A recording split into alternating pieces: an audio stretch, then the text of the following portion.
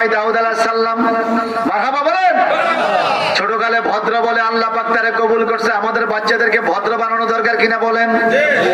মনে রাখবেন, শিক্ষক কখনো ছাত্রকে ভদ্র বানাইতে পারে না, শিক্ষক ছাত্রকে সূত্র পড়াইতে পারে। ভদ্রতা শিখতে হয় পারিবারিক শিক্ষা থেকে। শিক্ষক হাজারো ভিড়েলে ছেলে ভদ্র হবে না, ছেলে হাফেজ হবে কিন্তু ভদ্র হবে না। ছেলে ভদ্র হবে মা বাবার শিক্ষা থেকে। কথা বলেন ঠিক কিনা? এই জন্য পারিবারিক শিক্ষা বড় শিক্ষা ভাই, পারিবারিক শিক্ষা বড় শিক্ষা ভাই।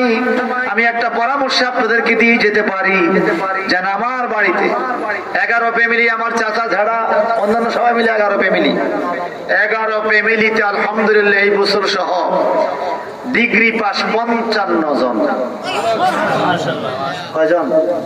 মানে নাতি পুতি চাচা জেঠা ভাই ভাইয়ের বউ, আমার ওয়াইফ ডিগ্রি পাস, এইভাবে অনেক 55 জন ডিগ্রি পাস। এরপরে এম এ পাস তো আছে, 7 জন আছে, বিসিএস আছে, এমবিবিএস আছে, সচিব আছে 2 জন, আবার আরেকজন আছে কি জানেন, চৌকিদারও একজন আমার বাড়িতে আছে, সরকারি চাকরি করে, সব গভর্নমেন্ট চাকরি। বিদেশ আছে একজন। আমাদের এলাকা, আমাদের বাড়িটাকে আমরা বলি না, পাবলিক এটাকে আদর্শ বাড়ি বলে, মিয়াজি বাড়ি। কেমনে এটা সম্ভব হয়েছে বলেন তো?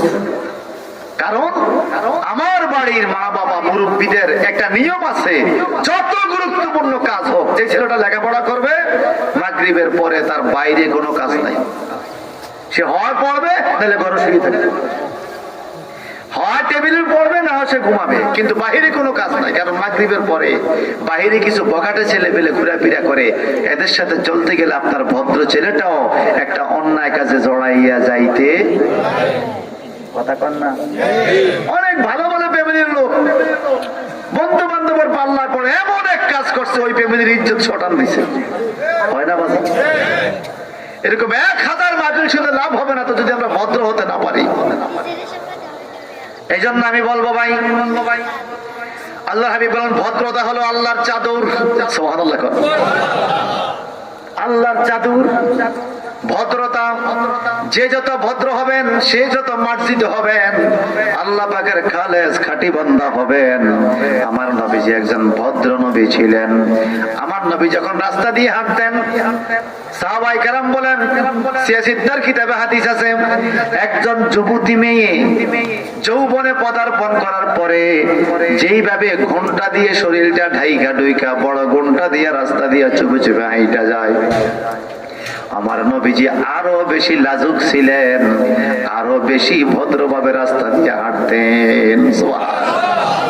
আর আমরা উস্তাদকে দেখলে এখন সাইকেল থেকে নামলাম। এক সময় আমরা উস্তাদদেরকে দেখতে ডরে আরেক জায়গায় ফলাইতাম, অন্য রাস্তা দিয়ে ঘুরতাম ডরে। আর এখন উস্তাদ রুফুর দিয়ে গাড়ি উড়ে দেয়। কথা বলেন না?